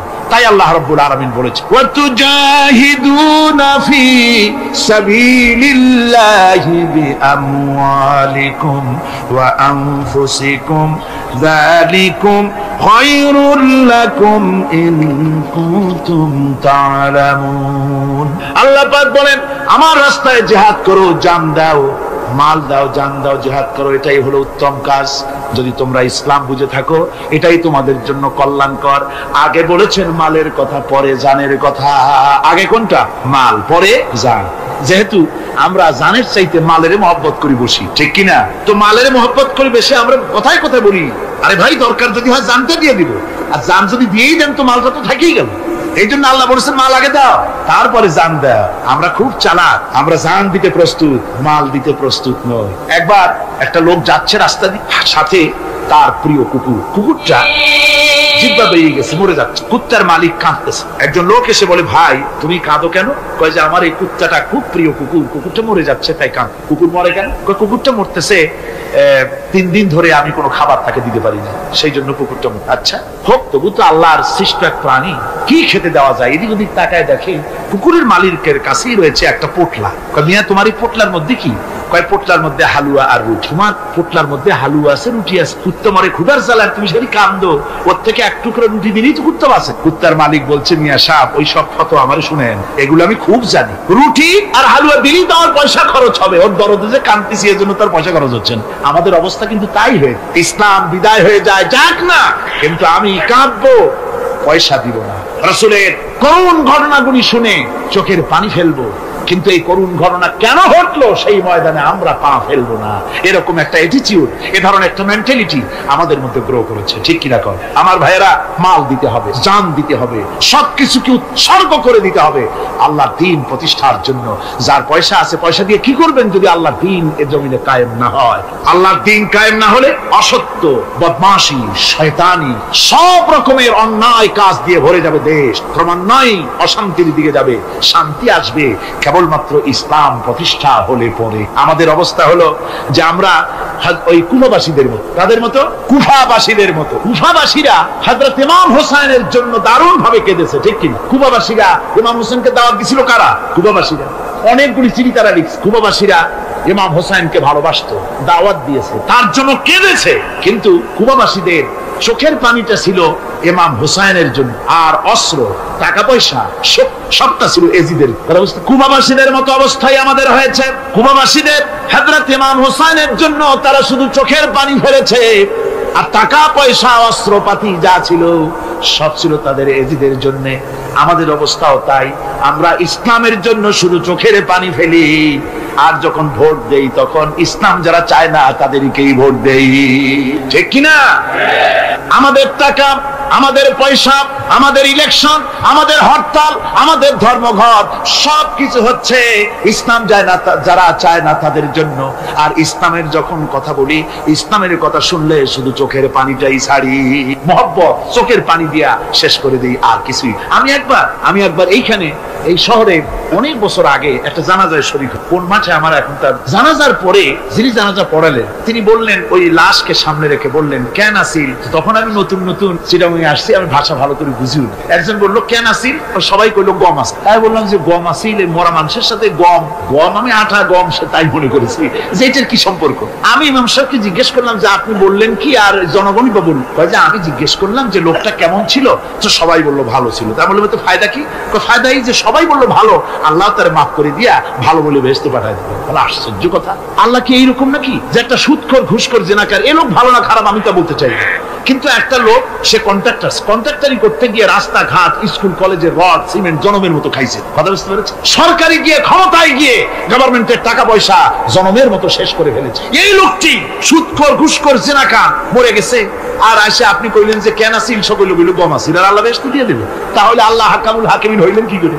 এটা কি বিচার হইল নাকি? কি করে সম্ভব? আমার বন্ধুগণ, আমরা যখন মরে যাই, মরার পরে আমাদেরকে কবরের মধ্যে রাখা হয়। কবরের ভিতরে রেখে আমাদেরকে বলা হয়, যারা কবরে রাখে তারা বলে, মৃত্যু ব্যক্তিকে কবরে রাখার সময় বলে, বিসমিল্লাহি আলা মিল্লাতি রাসূলিল্লাহ, আল্লাহর নামে রসুলের দলে উঠাই দিয়ে গেল। আল্লাহর নামে কার দলে উঠাইলো? রসুলের দলে। চিন্তা করেন ভাইরা, আল্লাহর নামে রসুলের দলে উঠাইলেন কারে? ঠিক তার যৌবনকালে যত মিছিল করেছে, ধর্মনিরপেক্ষতাবাদের পক্ষে মিছিল করেছে, পুঁজিবাদের পক্ষে মিছিল করেছে, সমাজতন্ত্রের পক্ষে মিছিল করেছে, স্লোগান দিয়েছে, দেওয়ালে লিখেছে, বক্তৃতা করেছে, ভোট দিয়েছে, বই লিখেছে, জীবনে যা কিছু করেছে সব করেছে মানুষের তৈরি করা মতবাদের জন্য। তার ভোট ইসলামের কাজে লাগে নাই, তার ইলেকশন ইসলামের কাজে লাগে নাই, তার দেওয়ালের লেখা ইসলামের কাজে লাগে নাই, তার বক্তৃতা, তার টাকা পয়সা ইসলামের কাজে লাগলো না। মরে গেছে, পরে মরা মানুষটারে উঠাইয়া বললা রাসূলুল্লাহর দলে উঠাইয়া দিলাম। এখন বলো রাসূলুল্লাহ কেন তোমার মতো মরা লাশটাকে তিনি গ্রহণ করতে যাবে? তোমার জীবনের কোন কাজই তো ইসলামের জন্য কাজে লাগলো না। তোমার জীবনের একটা দিনও তো ইসলামের কাজে লাগে নাই। মরছো, তারপরে তোমার মরা লাশ রাসূলুল্লাহ বহন করতে যাবেন কেন? কি দায় টাকা পড়েছে তা? সুতরাং আমি বলতে চাই, আজকের মাহফিলে যত জনতা উপস্থিত হয়েছেন, জান এবং মাল সব কিছু দিয়ে লড়াই করতে হবে আল্লাহর রাস্তায়। আমার ভোট, আমার ইলেকশন, আমার স্লোগান, আমার বক্তৃতা, আমার টাকা করি খরচ সব কিছু হবে আল্লাহর জন্য। কুল ইন্না সালাতি ওয়া নুসুকি ওয়া মাহইয়ায়া ওয়া মামাতি লিল্লাহি রাব্বিল আলামিন। সবাই পড়েন, ইন্না সালাতি ওয়া নুসুকি ওয়া মাহইয়ায়া ওয়া মামাতি লিল্লাহি রাব্বিল আলামিন। আল্লাহ পাক বলেছেন, বলো আমার নামাজ, আমার হায়াত, আমার কুরবানি, আমার মওত সব আল্লাহর জন্য। কার জন্য? আল্লাহর। সুতরাং জিহাদ হলো আমাদের জন্য অপরিহার্য। সেই কথাটি এতক্ষণ ধরে বুঝালাম। বিশ্ব মানবতার মুক্তি, নারীর মুক্তি, শ্রমিকদের মুক্তি, মানুষের মুক্তি, গরিবের মুক্তি, শ্রমিকের মুক্তি, বিশ্ব মানবতা, নির্যাতিত মানবতার মুক্তি আসতে পারে কেবলমাত্র জিহাদের মাধ্যমে। আল্লাহর দ্বীন প্রতিষ্ঠা করে মানুষের মুখে হাসি ফুটানো যেতে পারে। আর কোন পথ আছে? আর কোন পথ আছে? আর কোন পথ নাই। আল্লাহ যেন এই রাস্তায়, এই জিহাদের রাস্তায়, দ্বীন প্রতিষ্ঠার রাস্তায় আমাদেরকে সক্রিয়ভাবে অংশগ্রহণের তৌফিক দেন। সবাই বলুন আমিন। সবাই বলুন আমিন। এবার আমি বলবো মা বোনদের ব্যাপারে। মা বোনেরা বিগত 4 দিন এ মাহফিলে এসেছেন। তারা হচ্ছেন আমাদের অর্ধেক। তারা আমাদের কি? এই পৃথিবীর অর্ধেক জনশক্তি নারী। এই নারীর অধিকার ইসলাম কি দিয়েছে তা নারীরা অনেকেই জানেন না। না জানার কারণে নারী পক্ষ, নারী সমাজ, নারী স্বাধীনতা বিপ্লব পরিষদ নানান রকমের কমিটি গঠন করে তারা মডার্ন হতে চান, নানান রকমের অধিকার আদায়ের চেষ্টা করেন। কিন্তু আমি বিশ্বাস করি আমার মা বোনেরা যদি জানতেন ইসলাম তাদেরকে কি অধিকার দিয়েছে, তাহলে রীতিমতো ইসলামকে পাওয়ার জন্য, ইসলাম যে অধিকার দিয়েছে সেই অধিকার লাভ করার জন্য তারা রীতিমতো বিপ্লব করতেন। কি করতেন? বিপ্লব। আল্লাহ রাব্বুল আলামিনের কাছে নারী আর পুরুষ বলে আলাদা কিছু নাই। মানুষ হিসাবে আল্লাহর কাছে নারী আর পুরুষ সমান। আল্লাহর কাছে কোন লোক যদি তাহাজ্জুদের নামাজ পড়ে, কোন পুরুষ, সে যা সওয়াব পাবে নারী তাহাজ্জুদ পড়লে সেই সওয়াব পাবে না, এমনটি নয়। পুরুষ হজ করে যে সওয়াব পাবে, নামাজ পড়ে যে সওয়াব পাবে, নারীও তা পাবে। জোরে বলেন সুবহানাল্লাহ। আল্লাহর কাছে নারী এবং পুরুষ কি? মানুষ হিসেবে তারা উভয় সমান। কিন্তু এই নারীদের জীবনের 3টে স্তর। কটি স্তর? 3টে স্তর। একটা হচ্ছে কন্যা, বধূ, মাতা। নারীর জীবনের এই 3টে স্তর। ভালো করে শুনুন, কন্যা, বধূ, মাতা। এখন কন্যা হিসেবে নারীর মর্যাদা, বধূ হিসেবে নারীর মর্যাদা, মা হিসেবে নারীর মর্যাদা। নারীকে ইসলাম কি দিল সেটা শুনুন। আল্লাহর নবী বলেছেন, কোন ব্যক্তির যদি 3টা কন্যা সন্তান হয় আর ওই 3টা কন্যা সন্তানকে যদি সে আদব শিক্ষা দিতে পারে, ইসলামী তরবিয়ত দিতে পারে, আর যদি স্নেহ দিয়ে লালন পালন করতে পারে, তাহলে ওই কন্যার পিতা আর আমি মুহাম্মদ সাল্লাল্লাহু আলাইহি ওয়াসাল্লাম বেহেশতের ভিতরে পাশাপাশি অবস্থান করব। সুবহানাল্লাহ পড়ে। এই কথা কিন্তু রাসূলুল্লাহ কোথাও বলেন নাই যে কারো যদি 3টা ছেলে হয় তো আমার সাথে আর সে বেহেশতে একসাথে থাকবে না, তা বলা হয় নাই। বলা হয়েছে কন্যার ব্যাপারে। কার ব্যাপারে বলা হলো? ভালো করে শুনুন। রাসূলুল্লাহ বলছেন, কোন ঘরে যখন একটি সন্তান, একটি কন্যা সন্তান জন্মগ্রহণ করে, তখন একজন ফেরেশতা সেই ঘরে ঢোকে। একজন রহমতের ফেরেশতা আসে। ওই রহমতের ফেরেশতা ঘরের মধ্যে ঢুকে বলে, আসসালামু আলাইকুম ইয়া আহলাল বাইত। হে ঘরের মালিকের আল্লাহর রহমত তোমাদের উপরে বর্ষিত হোক। এই কথা বলে ওই ফেরেশতা ঘরের মধ্যে গিয়ে কন্যার মাথার উপরে হাত বুলায় আর বলতে থাকে, এই কন্যা সন্তানটি একটা দুর্বল শরীর থেকে বেরিয়ে এসেছে, এও একটা দুর্বল দেহ, একে যে লালন পালন করবে, দয়া দিবে, স্নেহ দিবে, আল্লাহ রাব্বুল আলামিনের সাহায্য কিয়ামত পর্যন্ত তার সাথে থাকবে। অথচ আমাদের দেশে দেখা যায় মেয়ে হলে অনেকের মুখ কালো হয়ে যায়। বন্ধুরা জিজ্ঞাসা করে, মিয়া শুনছিলাম তোমার বোন নাকি বাচ্চা হবে, তা অনেক মাস হয়ে গেল, কোনো খবর টবর তো পাইলাম না। কয় যে ভাই আশা করছিলাম যা তা হয় নাই, সেই জন্য টেলিফোনও করি নাই। কি হয়েছে? বলে একটা মেয়ে হয়ে। হাসান এরকম কপাল পোড়া আছে কিনা? কর। বারবার মেয়ে হয় বলে স্ত্রীকে তালাক দিয়েছে, এমন ঘটনাও বাংলাদেশে ঘটেছে। বোর যদি বারবার মেয়ে হয় তাহলে সেজন্য কি স্ত্রী দায়ী? যদি মানুষের জন্য দায়ী হয় মেয়ে বারবার হওয়ার জন্য, তাহলে তুমি স্বামী, তুমি তুলসী দুধের দোয়া তুলসী পাতা হলে কি করে? তুমিও তো দায়ী তার।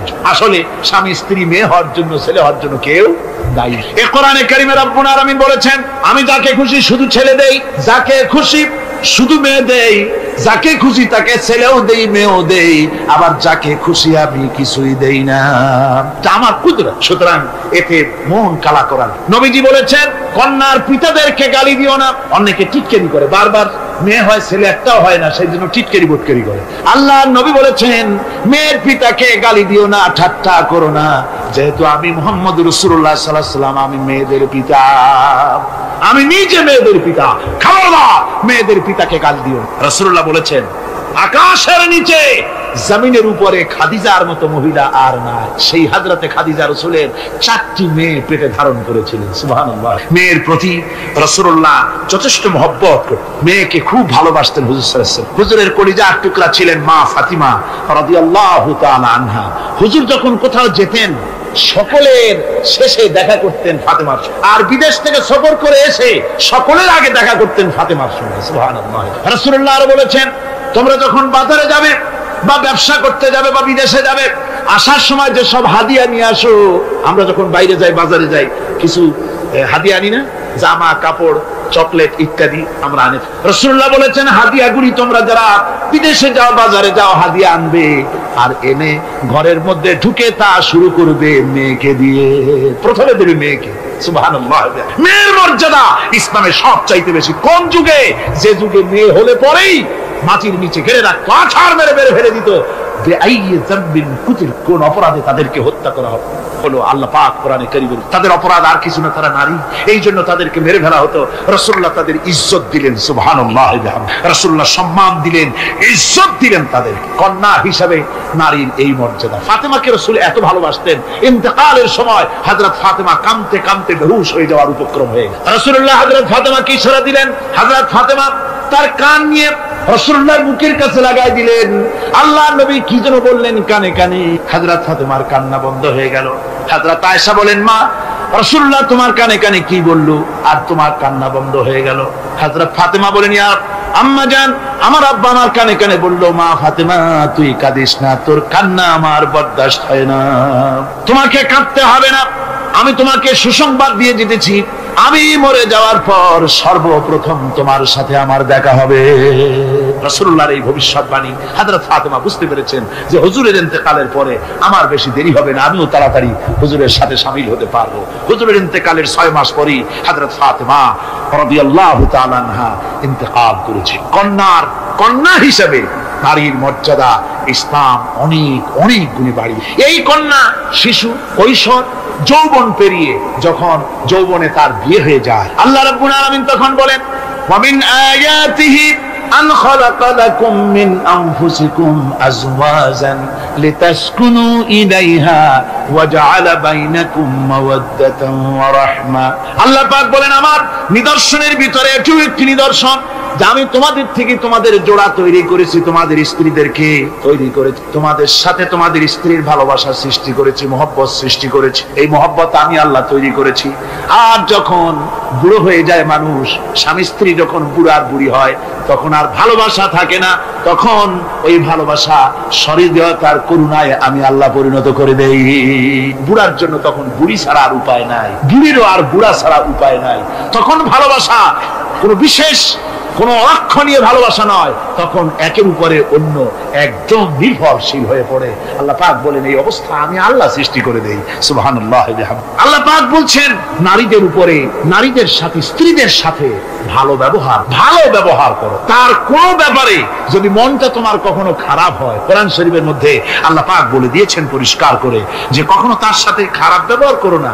যদি কখনো মন খারাপ হয় তাহলে চূড়ান্ত কোনো সিদ্ধান্ত নিতে যেও না, বরং তোমার জীবনে ওই স্ত্রীর অনেক অবদান আছে, সেসব কথা মনে করে এই সামান্য কিছু ভুলে যাও। আল্লাহ চান স্বামী স্ত্রীর মহব্বত টিকে থাকুক। আল্লাহ পাকের কাছে তালাক হচ্ছে ঘৃণিত, সবচাইতে ঘৃণিত হালাল হচ্ছে দুইটা, একটা হচ্ছে ভিক্ষাবৃত্তি আর একটা হচ্ছে তালাক। আল্লাহ পাক নারীকে বলেছেন, নারী আর পুরুষকে বলেছেন যে তোমরা হচ্ছে হুন্না লিবাসুল লাকুম ওয়া আনতুম লিবাসুল লাহুন, তোমরা পরস্পরের জন্য পোশাক পরিচ্ছদের মতো অঙ্গাঙ্গি ভাবে একের উপরে অপরের পরিপূর্ণ অধিকার তোমাদের রয়েছে। এই অধিকারের ভিত্তিতে, ভালোবাসার ভিত্তিতে জীবন গড়ার জন্য আল্লাহ পাক বলেছেন। তারপরে তার অর্থনৈতিক অধিকার তাকে দিয়েছে। আল্লাহ পাক মহারানাকে ফরজ করে দিয়েছেন। মহারানা কি করেছেন? ফরজ করে দিয়ে মহারানা ফরজ। এই ফরজকে একটা ট্র্যাডিশন হিসেবে গ্রহণ করা হয়। বড় লোকেরা শোনায় মেয়ের বিয়ে কত, বিয়েতে মহারণা কত হয়েছে, বলে যে 11,07,373 টাকা 75 পয়সা। আদায় করে না মোটেও, বিরাট একটা অঙ্ক শুনাই দিল মানুষদের। আমার ভাইয়েরা জেনে রাখুন, মহারণা যদি মহারণা তো বাঁধতে হবে, ফরজ মহারণা আদায় করতে হবে। এই মহারণার টাকা যদি আদায় করা না হয়, স্ত্রী যদি স্বেচ্ছায় স্বামীকে মহারণা মাফ করে না দেয়, তাহলে কিয়ামতের দিন আল্লাহর দরবারে ওই স্বামীকে জিনাকারীর কাতারে দাঁড়াতে হবে। জোরে বলেন নাউজুবিল্লাহ। মহারণার টাকা আপনি দিয়ে দিবেন। ওই মহারণার টাকা দিয়ে স্ত্রী যদি লক্ষ কোটি কোটি টাকার মালিক হয় ব্যবসা করে, তারপরেও স্ত্রীর সুখ শান্তি, রোগ শোক, খাওয়া পড়া সবকিছুর দায় দায়িত্ব কার? স্বামীর। সুবহানাল্লাহ। নারীর অধিকার কত বেশি ইসলাম দিয়ে। একটা মহিলা নির্বাচিত কলাম একটা বই লিখেছে, আমি ওই মহিলার নাম নিতে চাই না, আমার ঘৃণা করে। এই মহিলা লিখেছে যে রাসূলুল্লাহ বলেছেন পৃথিবীর সমস্ত জিনিস হচ্ছে ভোগের সামগ্রী, তার মধ্যে শ্রেষ্ঠ ভোগের সামগ্রী হচ্ছে নারী। নাউযুবিল্লাহ মিন যালিক। এমন কথা রাসূল বলেন। রাসূল বলেছেন আদ-দুনিয়া কুল্লুহা মাতাউন ওয়া খায়রুল মাতাউদ দুনিয়া ইমরাতুস সালিহা। হুজুর বলেছেন পৃথিবীর সবকিছুই সম্পদ, এই সম্পদের মধ্যে শ্রেষ্ঠ সম্পদ হচ্ছে ন্যায়পরায়ণা নারী, সচ্চরিত্রা নারী, শ্রেষ্ঠ সম্পদ, নিয়ামত। আর সেইটারে বানাইছে ভোগের। আয়াত হাদিস তার ইচ্ছে মতো ব্যাখ্যা করেছে। সে লিখেছে যে এতদিন পুরুষ নারীকে ধর্ষণ করেছে, নারীদের কি হলো? তোমরাও পুরুষ ধর্ষণ করো। নাউজুবিল্লাহ পড়ে। এ আবার সরকারি চাকরি করে, তারপরেও মুসলমান দেশে এই শয়তানের চাকরিও থাকে। নাউজুবিল্লাহ পড়ে। আশ্চর্য কথা। আমি জানতে পেরেছি এই মহিলা অনেকগুলি স্বামী কর্তৃক পরিত্যক্তা, সেই জন্য পুরুষের উপরে তার দারুণ ঘৃণা, পুরুষের উপরে তার দারুণ ঘৃণা, ধর্মের উপরে তার দারুণ ঘৃণা। সে এখন কমিউনিস্টদের একটা বাছাই করা একটা লাঠি, এটা দিয়ে কোরআন হাদিসের অপব্যাখ্যা করে করে এগুলি সে করে যাচ্ছে নির্বিঘ্নে। সরকার কোনো কথা বলছে, সরকার যে কথা বলছে না, এর জবাব সরকারকে দিতে হবে, আল্লাহর কাছে দিতে হবে, কোনো সন্দেহ নাই। আল্লাহকে গালি দেওয়া হচ্ছে, নবীকে গালি দেওয়া হচ্ছে, রাসূলকে গালি দেওয়া হচ্ছে, বেহেশতকে গালি দেওয়া হচ্ছে, অথচ সরকার একটা নাটকের মধ্যে আরবি পড়া নিষেধ করা হচ্ছে। আমি প্রথম দিন বলেছি কি জানি নাটকের নাম, বারান্দা। আচ্ছা যাই হোক, সেই নাটকের মধ্যে দেখানো হচ্ছে যে আলিফ বা তাসা পড়াচ্ছে মৌলবি আলী।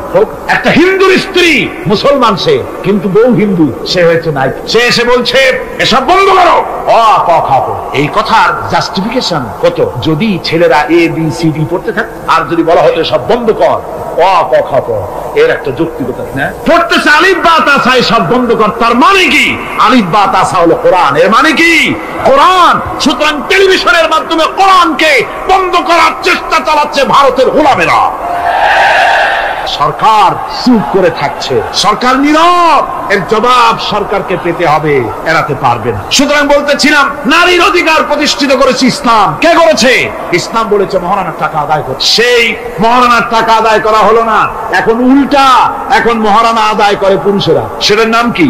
যৌতুক। কন্যা পক্ষের কাছের থেকে যৌতুক নামে কৌতুক করে। ছেলে যখন ম্যাট্রিক পাস করে তখন ছেলের পিতা এতটুকু হাক, যখন বিএ পাস করে এত টাকা, যখন এমএ পাস করে ছেলের বাবা তখন হাঙ্গরের মতো এতটা হাক। যত টাকা খরচ হয়েছে মেয়ের বাপের কাছ থেকে কড়ায় গন্ডায় উসুল করে নেবে। তারপরে ছেলে আর মেয়ের বিবাহ ঘটায় দেয়, মাঝখানে ওরা কি করে? ঘটক।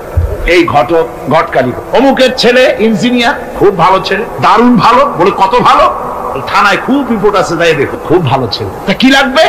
কালার টেলিভিশন লাগবে 10টা, তারপরে পাজেরো জিপ লাগবে, 14 লক্ষ টাকা ক্যাশ লাগবে, আবুধাবিতে চাকরি লাগবে, ওয়াশিংটন ডিসিতে বাড়ি করে দেওয়া লাগবে। মানে মেয়ে জন্ম দিয়ে মেয়ের বাপ এমন পাপ করছে যে এটা চালাতে গিয়া ছেলের বাপের তার 14 গোষ্ঠীর স্বাদ মিটাই দিতে হবে।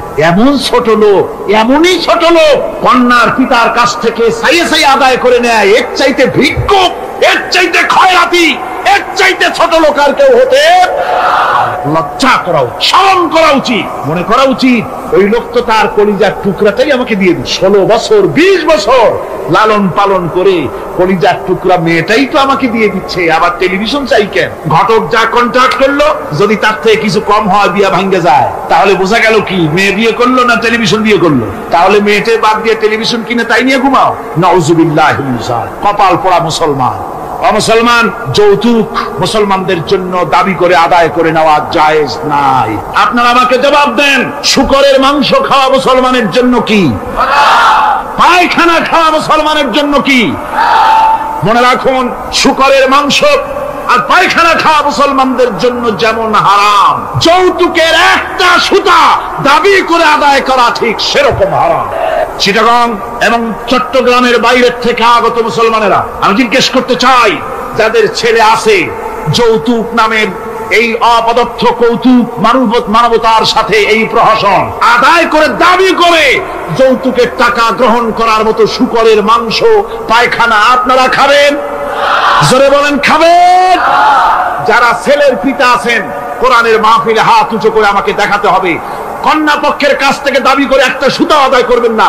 কারা তারা হাত উঁচু করে দেখা, হাত উঁচু করে রাখতে হবে। আলহামদুলিল্লাহ, হাত নামান, হাত নামান। আমি বলেছিলাম ছেলেদের পিতারা হাত তুলবে, কিন্তু বাচ্চা ছেলেরাও হাত তুলে ফেলেছে। অসুবিধা নাই, সব শিশুরা ঘুমিয়ে আছে, কি জানি লক্ষ পিতা লক্ষ শিশু ঘুমিয়ে আছে, হ্যাঁ সব শিশুদের অন্তরে। কাজে এই শিশুরাই একদিন পিতা হবে, তখন যেন আল্লাহ এই ওয়াদাটা তাদের মনে করায় দেন। জোরে কোন আমিন, জোরে বলেন আমিন। আপনাদের জানা মতে যদি যৌতুক কেউ আদায় করে টের পান, সালাম দিবেন না, তার সঙ্গে সামাজিক বয়কট করবেন, যেহেতু সে নারী নির্যাতনকারী। ঠিক কিনা বলেন? মা বোনেরা সম্মানের পাত্র, তাদেরকে বিয়ে করবেন সম্মান দিয়ে, আপনি টাকা দিয়ে বিয়ে করবেন, আপনাকে পয়সা দেওয়া হবে কেন? শ্বশুর যদি ইচ্ছে করে আপনাকে একটা কলম দেয়, শেরওয়ানি কাপড় দেয়, আবার থালাবাটি ঘড়ি দিতে হবে, তুমি কি খয়রাতি? সম্মান থাকা উচিত, পার্সোনালিটি থাকা উচিত। শ্বশুরের টাকা দিয়ে বড়াই করবে, শ্বশুরের টাকা দিয়ে বাড়ি করবা, চাকরি করবা, লজ্জা করে না মুসলমান? নারী জাতির সম্মান আল্লাহ দিয়েছেন। কে দিয়েছেন? স্ত্রীকে রাসূলুল্লাহ কত ভালোবাসতেন। আল্লাহর নবী বলেছেন, আমার কাছে তিনটা জিনিস প্রিয়, একটা হচ্ছে সুগন্ধি, একটা হচ্ছে নামাজ, আর একটা হচ্ছে স্ত্রী। সুবহানাল্লাহ, স্ত্রী আমার কাছে প্রিয়। হুজুর বলেছেন, তোমাদের মধ্যে সেই ব্যক্তি উত্তম যে ব্যক্তি তার স্ত্রীর কাছে উত্তম। আমি আমার স্ত্রীদের কাছে উত্তম ব্যক্তি। সুবহানাল্লাহ। রাসূলুল্লাহ স্ত্রীকে কত ভালোবাসতেন। বিশ্বনবী রাজনৈতিক কর্মকাণ্ড চালাচ্ছেন, যুদ্ধের দামামা বাজতেছে, চতুর্দিকে কত অশান্তি, সবকিছু চলছে, স্ত্রীর হক আদায় করতে ভুলে যান। রাতের বেলায় হযরত আয়েশার বয়স কম, তাকে নিয়ে রাসূলুল্লাহ একটু সুযোগ পেয়ে বলছেন, আয়েশা সব তো ঘুমিয়ে, চলো আমরা একটু দৌড়াই। ওই যে দূরে একটা জিনিস দেখা যায়, দৌড় দাও, দেখি কে আগে যায়। দুজনে দৌড় প্রতিযোগিতা করলেন। দৌড় প্রতিযোগিতায় হযরত আয়েশা ফার্স্ট হলেন, হুজুর পিছনে পড়ে। হযরত আয়েশা খুব আনন্দ করলেন যে আপনি কিন্তু আমার সাথে দৌড়ে পারলেন। পরবর্তী কিছু কাল যাওয়ার পর হযরত আয়েশা বলেন, হুজুর আজকে আবার বললেন যে চলো আয়েশা একটু দৌড়াই। হযরত আয়েশা বলছেন যে সেদিনের তুলনায় আমার শরীর একটু, আমি মুটিয়ে গেছি, শরীরটি স্থূল হয়েছে, আমি আজকে দৌড়ালাম কিন্তু পারলাম না, রাসূল আগে চলে গেলেন। আমি হাঁপাতে হাঁপাতে যখন হুজুরের কাছে চলে গেছি, হুজুর তখন মুস্কি হেসে আমাকে বললেন, আয়েশা ওই সেই দিনের জবাব আজকে দিয়ে দিলাম। সুবহানাল্লাহ বিহামদিহি, সুবহানাল্লাহ বিহামদিহি। বিশ্ব নবী কত বড় আদর্শ বিশ্ব মানবতার জন্য। তিনি বলেছেন, আরাফাতের ময়দানে রাসূলুল্লাহ বলেছেন, তোমরা যেমন পড়বে তোমার স্ত্রীদেরকে তেমন পড়াবে, তোমরা যেমন খাবে তোমার স্ত্রীদেরকে তেমন খাওয়াবে, স্ট্যান্ডার্ড মেনটেন করবে। তুমি ভালো দামের কাপড় পরবে, স্ত্রীকে খারাপ দিবে তা নয়। অধিকার দুজনেরই সমান, স্বামী এবং স্ত্রী সমান অধিকার। কিন্তু আমরা তা বুঝতে পারি না, বুঝতে চাই না।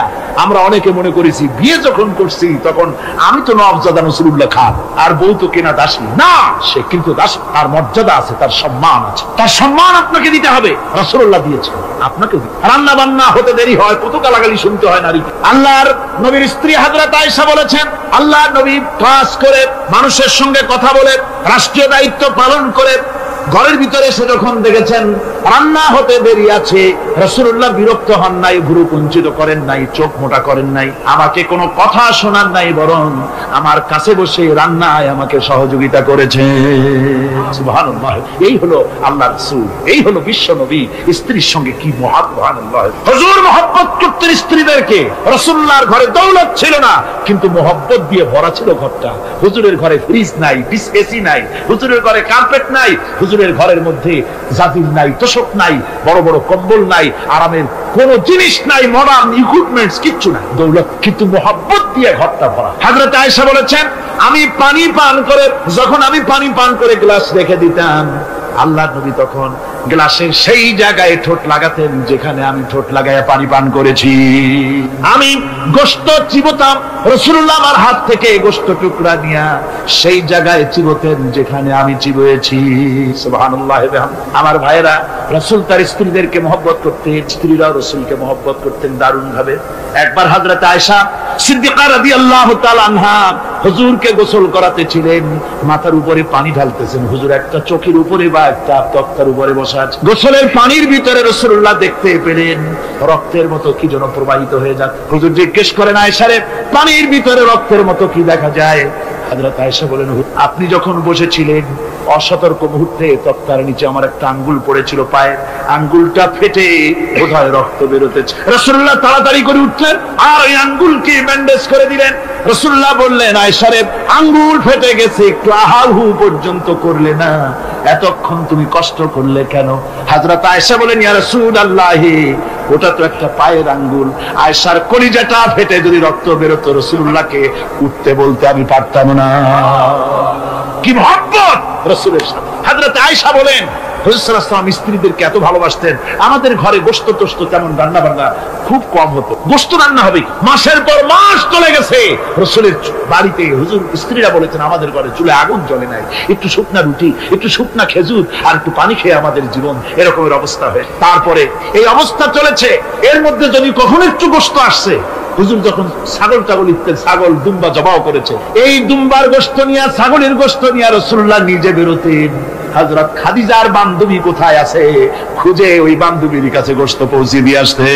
হযরত আয়েশা বলেন, একদিন আমার ঘুম ভেঙে গেল, দেখি হুজুর আমার কাছে নাই। গেলেন খুঁজতে খুঁজতে যায়, দেখি মসজিদে নববীর ভিতরে হুজুর হাত তুলে বসে আছেন, মোনাজাত করতেছেন। আমি পেছনে গিয়ে আমি শুনতে পাচ্ছি নবীজি দোয়া করছেন, রব্বুল আলামিন কিয়ামতের ময়দানে যেদিন সন্তান তার পিতাকে ভুলে যাবে, মা তার সন্তানকে হারায় ফেলবে, ওই কঠিন হাসরের ময়দানে আমি যেন আমার খাদিজাকে হারাইয়া না যাই।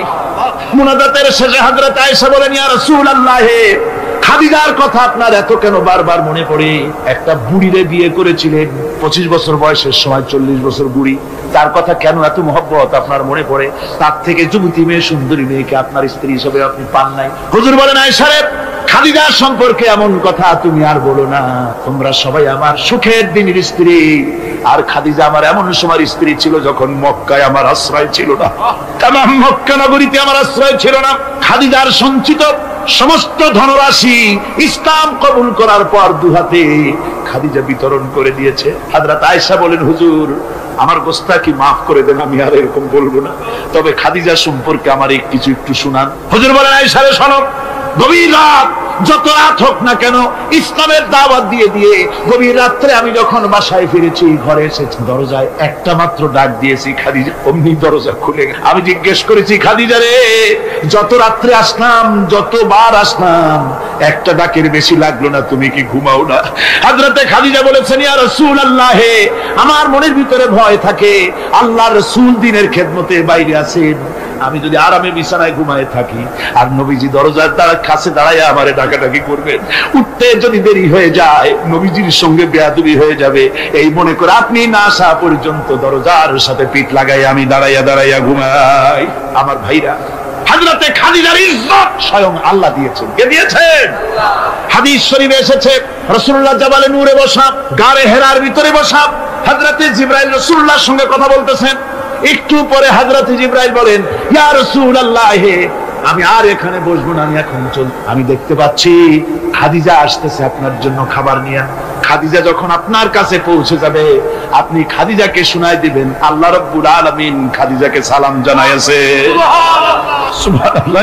রাসূলুল্লাহর কাছে হযরতে খাদিজা যখন আসলেন, হুজুর বললেন, খাদিজা, আজকে তোমার জন্য দারুণ সুখবর। বলে কি? বলে আল্লাহ পাক জিবরাইল কেমন উঠে গেল আমার কাছ থেকে, জিবরাইল বলে গেল আল্লাহ তোমাকে সালাম বলেছে। হযরত খাদিজা কেঁদে ফেললেন, বললেন, ইয়া রাসূলুল্লাহ, আমার নারী জন্ম সার্থক, আল্লাহ আমাকে সালাম বলেছে, এর জবাব কেমনে দিতে হয় হুজুর আমি তো জানি না, আপনি আমার পক্ষ থেকে আল্লাহর সালাম কিভাবে দেওয়া লাগে আপনি দিয়ে দিন, আমি তো বুঝি না কেমনে আল্লাহর সালামের জবাব। হুজুর বললেন, খাদিজা, শুধু আল্লাহ নয়, জিব্রাইলও তোমাকে সালাম বলে গেছে। হযরতে খাদিজা বললেন, হযরত জিব্রাইলকে আমার সালামের জবাবটা ওয়া আলাইকুম সালাম বলে। হযরত খাদিজার এই মর্যাদা ছিল। আমার ভাইরা, রাসূল পাক সাল্লাল্লাহু আলাইহি ওয়াসাল্লাম এভাবে মহব্বত করেছেন স্ত্রীদেরকে। সুতরাং স্বামী স্ত্রীর মহব্বত আল্লাহর জান্নাতি নিয়ামত। কিসের নিয়ামত? যে ঘরের মধ্যে স্বামী স্ত্রীর মধ্যে মিল মহব্বত আছে, এটা বেহেশতের মতো। আর যেখানে মিল মহব্বত নাই, এটা জাহান্নামের মতো। ঠিক কি? সুতরাং মহব্বত করুন, বেশি বেশি স্যাক্রিফাইস করুন, বেশি বেশি স্যাক্রিফাইস। নারীদের ব্যাপারে বলা হয়েছে, পুরুষকে বলা হয়েছে অধিকার আদায় করো, সব ব্যাপারে সমান অধিকার। কিন্তু নারীকে একটা ব্যাপারে বলা হয়েছে, নারী শোনো, পুরুষের মর্যাদা তোমার চাইতে আল্লাহ রাব্বুল আলামিন বেশি দিয়েছেন। আর রিজালু কাওয়ামুনা আলান নিসা, নারীদের উপরে পুরুষের প্রাধান্য আল্লাহ পাক দান করেছেন। একজন সাহাবী বলেছিলেন, ইয়া রাসূলুল্লাহ, জঙ্গলি উট দেখলাম আপনার পায়ের উপরে সেজদায় পড়ে গেল, আপনি যদি আমাদেরকে অনুমতি দিতেন না, আপনাকে আমরা সেজদা করতাম। আল্লাহর নবী বললেন, মানুষ মানুষকে সেজদা করা এ পারমিশন যদি আমি দিতাম, তাহলে দুনিয়ার সমস্ত স্ত্রীদেরকে বলতাম তারা যেন তাদের স্বামীকে সেজদা দেয়। স্বামীর মর্যাদা এখানে। সুতরাং অধিকার সমান, কোনো সন্দেহ নাই, কিন্তু স্বামীর একটা আলাদা মর্যাদা আছে, সেই সম্মানও তাকে দিতে হবে। এরপরে এই সমান অধিকারের ভিত্তিতে স্বামী স্ত্রী চলতে থাকে। মাঝখানে আল্লাহ পাক তাদেরকে সন্তান দান করে। আল্লাহ তাদেরকে, নারীকে লেখাপড়ার অধিকার দিয়েছেন, ইসলাম তাকে লেখাপড়ার অধিকার দিয়েছে, শিক্ষার অধিকার দিয়েছে। হযরত আয়েশা সিদ্দিকা রাদিয়াল্লাহু তাআলা আনহা শিক্ষয়িত্রী ছিলেন, হাফেজা ছিলেন, হাদিসের হাফেজা ছিলেন, কোরআনের হাফেজা ছিলেন। হাজার হাজার সাহাবায়ে কিরামদের তিনি উস্তাদ ছিলেন। সুবহানাল্লাহ। নারীদের ব্যাপারে অধিকাংশ মাসালা হযরত আয়েশা সিদ্দিকা রাদিয়াল্লাহু তাআলা আনহার অবদান। সুবহানাল্লাহ। নারী যুদ্ধ করেছে, যুদ্ধের ময়দানে নারীর অধিকার আছে। নারী চাকরি করতে পারবে, নারী ব্যবসা করতে পারবে, নারী লেখাপড়া করতে পারবে, নারী সেনাবাহিনীতে যেতে পারবে, নারী সাক করতে পারবে, কিন্তু পর্দার কিসের মাধ্যমে? স্বামী এবং পুরুষ এবং নারী মাঝখানে একটা পর্দা থাকতে হবে। সে কথা একটু পরে বলবো। এবার এই বধূ কিছুদিন পর মা হয়ে গেল। কি হয়ে গেল? মা হয়ে গেল। মা যখন হয়ে গেল, মর্যাদা আরো এক ধাপ বেড়ে গেল। আল্লাহ রাব্বুল আলামিন মায়ের মর্যাদা বেশি করে দিলেন। আল্লাহ পাক কোরআনে কারীমের মধ্যে বলেন, ওয়াসাইনাল ইনসানা বিওয়ালিদাইহি ইহসানা হামালাতুহু উম্মুহু কুরহাম ওয়া ওয়াদাতুহু কুরহাম ওয়া হামলুহু ওয়া ফিসালুহু 30 শাহরা। আমি পৃথিবীর সমস্ত মানুষকে উপদেশ দিয়েছি, তোমরা তোমাদের মায়ের প্রতি সম্মান করো, ihsan করো। তোমার মা তোমাকে গর্ভধারণ করেছে অত্যন্ত কষ্টের সাথে, আর ডেলিভারিও করেছে কষ্টের সাথে। খবরদার মায়ের সাথে বেয়াদবি করো না। কে বলেছেন? আল্লাহ পাক বলেছেন, মায়ের ihsan। আল্লাহ রাব্বুল আলামিন মা বাবার জন্য দোয়া করতে বললেন। আল্লাহ পাক বলেন, মা বাবার সামনে যেন কখনো মাথায় ঝাঁকি দিয়া চোখটা মোটা করে মা বাবার সঙ্গে কথা বলো না। ওয়া কুল্লাহুমা কাওলান কারীমা। মা বাবার সঙ্গে যখন কথা বলবে, সম্মান সূচক কথা বলবে। আর মা বাবার জন্য আমার কাছে দোয়া কর। কে শিখায়? আল্লাহ।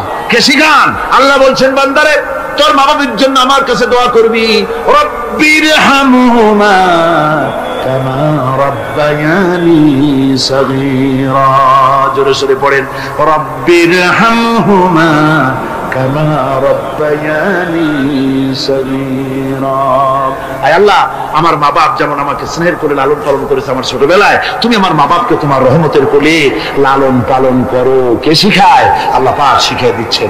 আমার ভাইরা, ইয়েমেন থেকে একজন লোক এসেছে। হাদিস, ইয়েমেন থেকে একজন লোক এসেছে হুজুরের সামনে, তার বুড়ি মা সাথে। বলছে, হুজুর, এই অচল বুড়ি মা, হাঁটতে পারে না, চলতে পারে না, এই আমার মা। এরে ঘাড়ে করিয়া আমি ওকুফে আরাফা করেছি, একে নিয়ে মিনা মুজদালিফা করেছি, রমি করেছি, একে নিয়ে আমি সাফা মারওয়া সাই করেছি। এই মাকে ঘাড়ে করে আমি আল্লাহর ঘর তাওয়াফ করেছি, হজের সব কাজ মায়ের ঘাড়ে করে করছি। আল্লাহর নবী, আমি কি আমার মায়ের হক আদায় করতে পেরেছি? হুজুর বললেন, না, আদায় হয়নি, মায়ের হক আদায় হয় নাই। অর্থাৎ বুকের চামড়া দিয়ে মায়ের পায়ের যদি স্যান্ডেল তৈরি করে দেওয়া হয়, এক ফোঁটা দুধের হক আদায় হবে না। সেই মায়ের সঙ্গে নাফরমানি হচ্ছে, বেয়াদবি হচ্ছে। বইয়ের কথার মতো মায়ের সাথে দুর্ব্যবহার করা হচ্ছে। আমার দেশে গুলো হচ্ছে না? হচ্ছে। মা কোথায় পড়ে আছে কোনো খোঁজ নাই, খবর নাই। তার জন্য কোনো ভালো খাবার ব্যবস্থা, কাপড় চোপড় নাই। বন্ধুদের জন্য সব আছে, মায়ের জন্য নাই, বাপের জন্য। মা তো বুড়ি হয়ে গেছে, এখন আর মা নাই। বাপ তো বুড়ো হয়ে গেছে, কামাই করতে পারে না, এখন আর বাপ নাই, এখন হয়ে গেছে বুড়ো। আর মা হয়েছে বুড়ি, আর আব্বা হয়েছে, যার মেয়ে বিয়ে করেছে শ্বশুর এখন আব্বা, আর শাশুড়ি হয়েছে আম্মা। মা আর বাপ বাসি হয়ে গেছে, বাপ পড়ে। আমার বন্ধুগণ শুনে রাখুন, আল্লাহর নবী বলেছেন তিনজনের দোয়া আল্লাহর কাছে অব্যর্থভাবে কবুল হয়ে যায়। মুস্তাজাবুদ দাওয়াত তিনজন, মুসাফিরের দোয়া কবুল হয়, মজলুমের দোয়া কবুল হয়, আর মা বাপ যদি সন্তানের জন্য দোয়া করে অবশ্যই সে দোয়া আল্লাহর দরবারে মঞ্জুর হয়ে যায়। সুতরাং মা বাপের খেদমত করতে হবে, মহব্বত করতে হবে। আমি মা বোনদের বলতে চাই, আমার মা বোনেরা পর্দার আড়ালে বসে আপনারা যারা ওয়াজ শুনছেন ভালো করে শুনুন। আমরা পুরুষ, আমাদের পায়ের তলে জুতা, পুরুষের পায়ের তলে কি? জুতা। আপনারা নারী, আপনাদের পায়ের তলে আল্লাহর জান্নাত। জোরে কোন সুবহানাল্লাহ, জোরে বলেন সুবহানাল্লাহ। ও নারী, ও মহিলা, তোমাদের সম্মান আল্লাহ কোথায় তুলে দিল? পুরুষের পায়ের তলে জুতা, তুমি নারী, তোমার পায়ের তলে আল্লাহর বেহেশত। আল জান্নাতু তাহতা আকদামিন নিসা, মায়ের পায়ের তলে আল্লাহর বেহেশত। সুবহানাল্লাহ পড়েন, সুবহানাল্লাহ পড়েন। আল্লাহ রাসূল বলেছেন, মা বাপ যদি, বুখারী শরীফের হাদিস, মা বাপ যদি অসন্তুষ্ট হয় আল্লাহ অসন্তুষ্ট হয়ে যান, মা বাপ সন্তুষ্ট হন আল্লাহ সন্তুষ্ট হয়ে যান। সুবহানাল্লাহ। আমরা বিভিন্ন জায়গায় হাদিয়া তোহফা নিয়ে যাই যেখানে দোয়া কবুল হওয়ার সম্ভাবনা কম, 50-50 হইলেও পারে না হইলেও, সেইখানে পয়সা পাতি হাদিয়া তোহফা নজর নিয়াজ নিয়ে যায়। আর যেখানে 100% সিউরিটি আছে সেখানে হাদিয়া তোহফা দিই। মা বাপকে হাদিয়া তোহফা, মা বাপের পায়ের উপরে চুমা খান, কিসমত পাল্টে যাবে, তকদীর পাল্টে যাবে। মা বাপকে ভালোবাসো। সুতরাং মায়ের মহব্বত, মাকে আল্লাহ পাক এভাবে মহব্বত তাকে সম্মান দিয়েছেন। নারী কন্যা হিসেবে, বধূ হিসেবে, মাতা হিসেবে তার মর্যাদা সব। এরপরে বলবো পর্দার কথা। আমার মা বোনেরা, আল্লাহ রাব্বুল আলামিন মহিলাদেরকে বলেছেন, পুরুষদেরকে বলেছেন, কুল্লিল মুমিনিনা ইয়াগুদ্দু মিন আবসারিহিম। ও নবী, মুমিন পুরুষদেরকে বলে দেন তারা যেন তাদের চক্ষুকে করোনাদি থেকে নিম্নগামী রাখে। আর মহিলাদেরকে বলা হয়েছে কুল্লিল মুমিনাতি ইয়াগুদুনা মিন আবসারিহিন্না। ও মুমিনা মহিলারা, তোমরা যেন তোমাদের চক্ষুকে পরপুরুষ থেকে যেন নিম্নগামী রাখো। এটা আল্লাহর হুকুম। কার হুকুম? আল্লাহর হুকুম। পর্দায় থাকতে আল্লাহ বলেছেন। আল্লাহ পাক বলেছেন, ওয়াকারনা ফি বুয়ুতিকুন্না ওয়ালা তাবাররাজনা তাবাররুজাল জাহিলিয়াতিল উলা। খবরদার, তোমরা জাহালাতের যুগের মতো ঠাক ঠামক নিয়ে চলাফেরা করো না। তোমরা মানুষকে তোমাদের সৌন্দর্য বিকশিত করে দেখায়ও না।